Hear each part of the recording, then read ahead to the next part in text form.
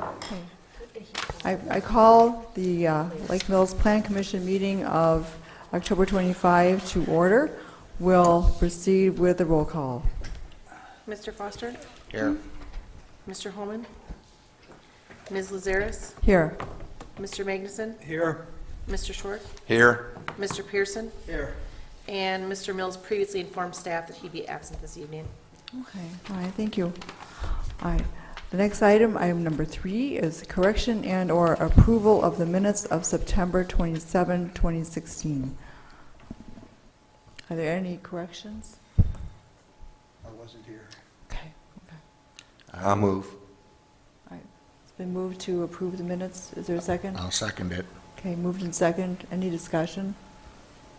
Okay, well then I'll proceed with a roll call vote. Ms. Lazaris? Aye. Mr. Magnuson? Abstain. Mr. Schwark? Approve. Mr. Pearson? I wasn't here either. Mr. I guess Foster? that's abstaining, I guess. So that's on 3.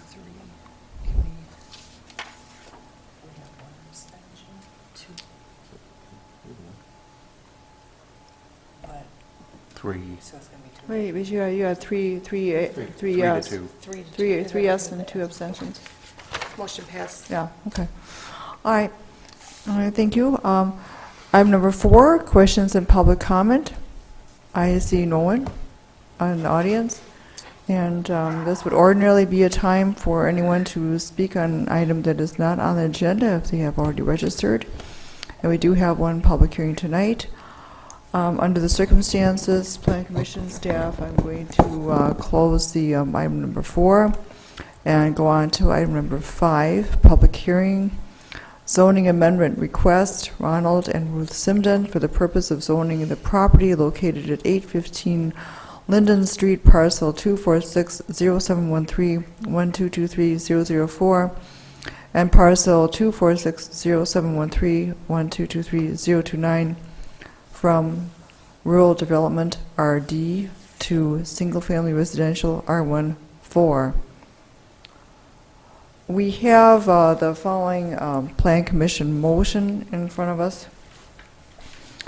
Motion 1610-1, recommendation to City Council for a zoning amendment, 815 Linden Street, Ronald and Ruth Simden. This motion sets forth the City of Lake Mills Zoning Authority the request by the Simdens for a rezoning from RD Rural Development to R14 Single Family Residential, City Review, and tonight's public hearing. This motion recommends that the City Council approve the rezoning and amend the city zoning map accordingly, incorporating the findings of fact contained in the planner's memo and providing that procedural provisions for the amendments set forth in Title 10 of the Municipal Code have been met. That's the motion before us, and before the public hearing commences, then we ask for our consulting planner, Dustin Wolf, if you would review this rezoning request. Certainly. So the properties in question are located adjacent to New Elm Street, which is by the new Culvers. You've been over there. So you look across the street to the west, and there's a couple of properties that were in the town, were annexed, I think, December of last year. Looking at Misty on that. Let's call it late last year. And as a part of the project to dedicate right-of-way for Elm Street, and then, of course, Culvers came in at the same time. When the city brings in land from the town, it typically applies a temporary zoning as part of the annexation process. In the city's case, you used the rural development, the RD district, which is a very low-density single-family district. So the reason we do that with town properties typically is to ensure that you aren't prematurely giving it its permanent zoning. So sometimes when land is annexed, there really isn't an end use in mind for it. Could be a farm field out on the edge of the community, so you bring it in as rural development so you can ensure that really only single-family development could happen there at a low density. So that's what was done here. At this time, the rezoning request is to really give it its permanent zoning, which is R1-4, which is a single-family sewer district, generally 10,000 square foot in area. The finding of facts that we have here are the ones outlined in the code that we walk through with any of the rezoning requests, and it really relates to how does the proposed zoning change relate to long-range plans and development in the area. So, does the map amendment further the purposes of the zoning code as outlined in the purpose section of the zoning code? And it does. As I said, the holding district is typically temporary, and then the permanent zoning is brought in. This property kind of, in Elm Street, kind of marks a transition in zoning districts. Most of the land to the east of Elm Street are commercial, because they are really oriented towards Tyranina and Main Street as you go a little further east. And so you have the new Culvers, obviously, you have the service station, you have the subway in that area. The Elm Street's marking the transition to residential, so the west side of Elm Street to a little further south of Culvers was always residential, and this was some vacant land owned by the Simdens that the city negotiated with to acquire for right-of-way. So that is in keeping with the character of, the proposed amendment is in keeping with the character of the neighborhood. The second question is about the consistency of land uses and intensities. Again, this is a transitional area. You're transitioning from commercial to what is institutional or cemetery a little bit further to the west. And again, as you start going south, it's single-family residential. So this is certainly consistent with the land uses in the area and the intensity of development in the area. Does the trend of development in the area align generally with the zoning classification? Yes, it does. This was a vacant piece of land that could have, if Elm Street wasn't extended and it was oriented towards Tyranina Road, could have been planned commercial, but because of the orientation of the road, single family is certainly desired in there, and the comprehensive plan again does showcase that area as being single family residential, transitioning to the cemetery. So our recommendation is for the Plan Commission to approve the rezoning based on it satisfying the findings of fact in the zoning code. Okay, all right, well, thank you. All right, we are still in public hearing. There is no one in attendance in the audience. Under the circumstances, Plan Commission staff, I'm going to close the public hearing. And that means we go on to item number 6, discussion recommendation on zoning amendment request, Ronald and Ruth Simden, for the purpose of zoning the property located at 815 Linden Street, parcel 246-0713-1223-004, and parcel 246-0713-1223-029, from rural development RD to single-family residential R14. Hey, this is open for discussion. Is there, will they be required to combine the two parcels into one parcel? Is there anything existing this for time- such a requirement? No, there's nothing at this time. If some development came in, it would likely combine the two lots. Okay. All right. They were existing properties. Okay. All right, very good. Plan Commission, staff, any comments, questions concerning this rezoning request? So looking at this, If you're looking for a motion, I would move to accept. Okay, Mr. Foster, did you have something? well, I just had a quick question for Okay. Mr. Wolf. Was looking at the size of those, could there potentially be 3 single houses on that, or is this just wait? Could there be 3 on there? Are they, Are they just putting one house in, or are they going to? Are they, There's nothing no proposed. plans, but, Oh, there's nothing- on one of the lots already. I thought think that was you're the one asking to it. the south. How much square footage? yeah, basically, yeah. I don't think the way the properties are oriented, that you would be able to shoehorn that many lots, that many homes in there based on setback requirements. So maybe one more they could get. You in. could get one more. I think the one that you're referring to, Misty, is the lot, the existing lot to the south has a, I believe that the one already does, because I've got a couple, I did work with WEC, because there was a couple residents Yeah, there for, very- wanting to move over for election purposes.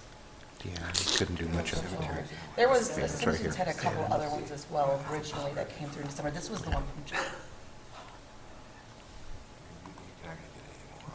Oh, no. No. Yep. Unless I'm incorrect, but I'm pulling up the aerial. Can I second his motion? Yes, it's been moved by Mr. Pearson and I'll second Mr. Pearson's moved motion. and seconded.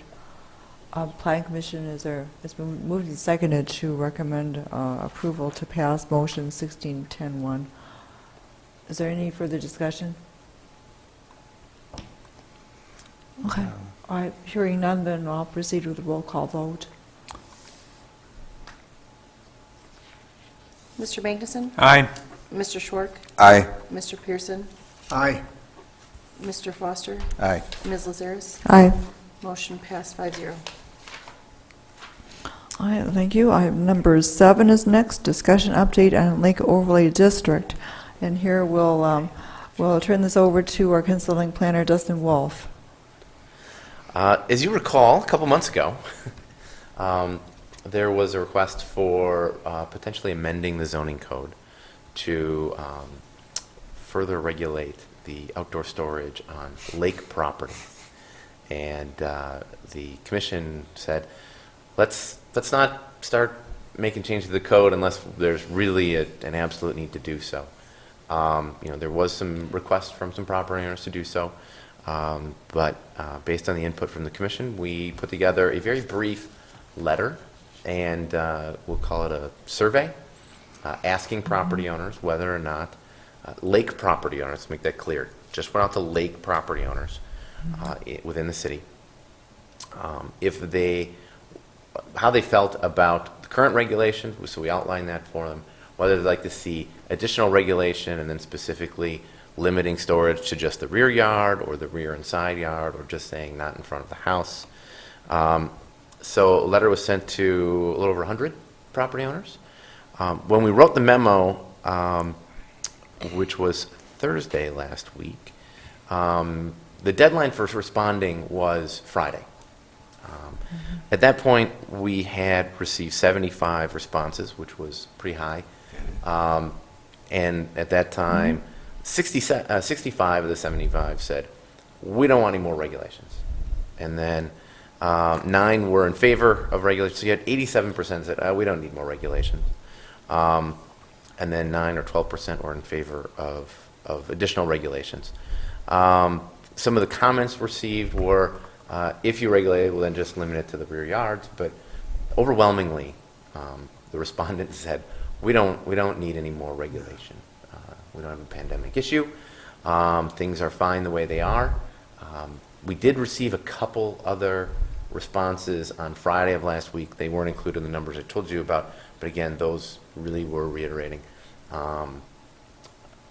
We don't need any more regulation, and then one said, okay, rear yard. So it wasn't anything to skew it was only a handful. It was not anything to skew the results, but we're bringing that back to you to say it's pretty clear that the property owners are comfortable with what the current code requires and don't want to see additional regulations. That certainly doesn't mean you can't decide to do something about it, but that was the information you had asked us to gather for you, and for you to make a decision on whether or not you wanted to move forward with any code changes as was kind of brought to the city as a request. Question. Under existing code, what are like setbacks for storing stuff?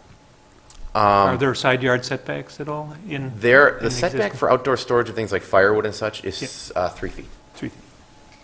And that would be other materials too, probably? Yes, outdoor Apply. storage of trailers and that kind of stuff, so, So there is something. yes, it doesn't specifically outline piers or boat lifts and that kind of stuff. And so somebody could technically maybe just get them out of the water and put them on the back of their property adjacent to the water, and it would be less than 3 feet. Somebody could decide to put it to their side lot line, and put it right on the lot line. I mean, that is a possibility, which was one of the reasons someone had kind of asked the city to bring forward language. There was some property owners that were in conflict. But overwhelmingly, you can see that the residents on the lake said, we don't need more regulation, and we phrase it. There have been some concerns raised by some lake property owners about this issue, and they generally said, we're fine. That's neat that the city sent out that letter. Appreciate that. It was the right thing to do, to get some Definitely direct was. feedback. I think so. Before we put our foot in our mouth. Well, sometimes the city, when they get calls or concerns from residents, that's the one you hear from, is somebody or some small group that are very vocal, and you don't always have the opportunity to get everybody's feedback that might be impacted by an issue. And as you can see, that's a 75, I mean, that's a good response rate, 75 of the 104. That's a really good response rate. I'd be curious. And that what- was from yesterday, so it was probably 79 or 80 that responded in total. Wow. So other communities you do work with lakes, do they have some kind of setback Some do, yep. with storage like this? Usually they limit, no storage of those types of things within the required, like, side yard setback, which for a lake property owner would probably be 6 or 7 feet. And then, behind the house typically, or It's not- to the rear, behind the front facade of the house. So it's not unusual. No, not at all. Okay. But lake property owners are typically mindful of making sure their things are, they may have a boat, they got to put that somewhere. They have the boat lift. They're good about putting things in order, so they're not in their way. Right. When someone has a boat or a lift or something, they usually have a demarcated area on their property that, they have blocks down and whatnot, so they can set it on there so it doesn't wreck their lawn. And they're usually pretty good about those things. They usually just cast them about. Right. Okay. Well, Plan Commissioners, is there anything to be done about this issue whatsoever? Let a dead dog lie. Yeah. Do you all, and would you all agree with that? I do. Okay, just to fill me in, I'm sorry, but last week it was kind of determined, I talked to Steve and said that basically it was going to be just left the way it is? Yes. Yep. Okay, Okay. that's cool, I like that. Sounds good. Yeah, I think we all concur there's nothing to do, Yeah. so we just leave the regulations as they exist now. There's nothing further to do. Would like Right. to take the opportunity to just thank those property owners who did respond. They Oh, didn't certainly. have to, but obviously it was important enough to them to make sure that they were heard. Absolutely. Yeah, that was very Yeah, helpful. helped That us. was It is, wonderful. that's the way government's Mhm. supposed to work. Okay. And it was nice that we sent out the letter. I think that's great. We could probably take a lesson from this. Is a formal motion necessary, or their concurrence, There's is a nothing to concurrence motion on, is sufficient? Okay. Concurrence is sufficient. We concur on the matter. Then we move on to item number 8, recommendations for future agendas. Is there anything from plan commissioners, or any update from staff? We may have an item that's being reviewed, the Rock Lake Country Apartments, because it's planning a development.